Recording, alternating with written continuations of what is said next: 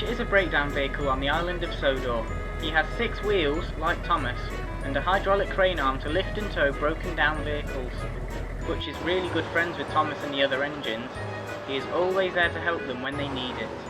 One day, Butch was talking to Thomas as he filled up with water when a horrid lorry burst into the yard. "What are you doing talking to that heap of scrap?" the lorry interrupted. "You're a road vehicle. You should be on our side." "There shouldn't be sides," Butch responded rightfully. "Transport systems are meant to be integrated. Besides, these engines have much better manners than you or your allies."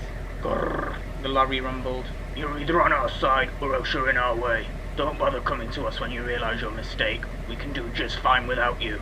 "Tell that to Archie," Butch laughed, remembering the time the bus had beached himself on the rails after overshooting a corner. He did just fine at getting himself into trouble and nothing else. Thomas tried to refrain from laughing. "Grrr," the lorry grumbled, revving his engine crossly before roaring out of the yard. "Thanks for standing up for us," Thomas said to Butch. "Don't mention it. You engines understand. It's them that's causing the issues." "Well, they're on their last warning now," Thomas added. Meanwhile, Duck was pulling a train of empty trucks back to the yard. His line was clear as he approached the level crossing. He saw the gates open, but when they got halfway they stopped and closed again. Duck slammed his brakes on hard and came to a stop just in time. A lorry sped recklessly across the level crossing, only to lose control and crash into a hedge. "You stupid engine! Couldn't you see me coming?" "Engines have priority at level crossings," Duck answered crossly. "It's railway regulations and practically general knowledge."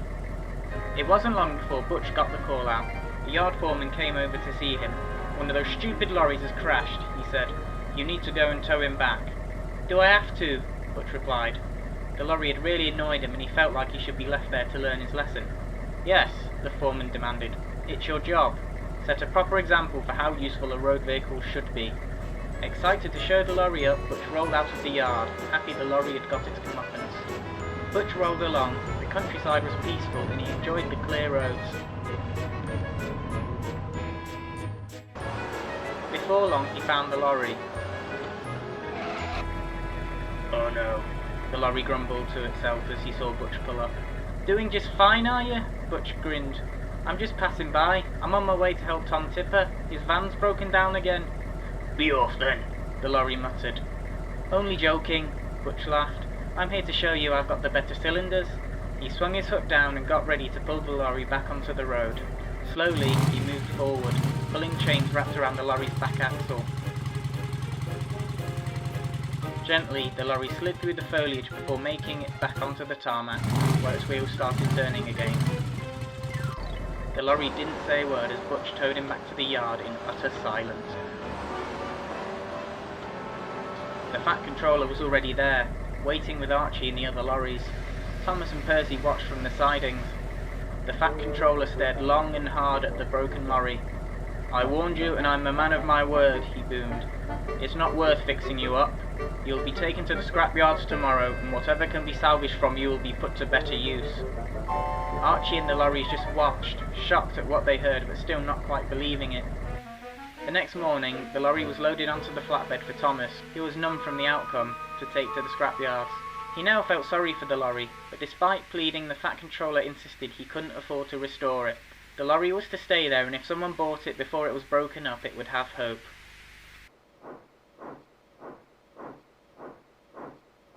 Thomas returned solemnly to the yard to find Butch waiting for him. "Good news," Butch beamed. "We won!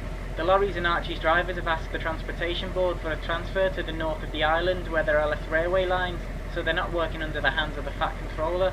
"We will finally have peace," Thomas replied. "It's just a shame they didn't do it before the Fat Controller had to act so sternly." "I know," Butch replied, less enthusiastically. "But they wanted to scrap you. You won by proving you were the better engine and not wishing the same upon them." Thomas smiled. He was glad to have friends on the roads as well as the rails, ones that were happy to work with their railway instead of trying to undermine it.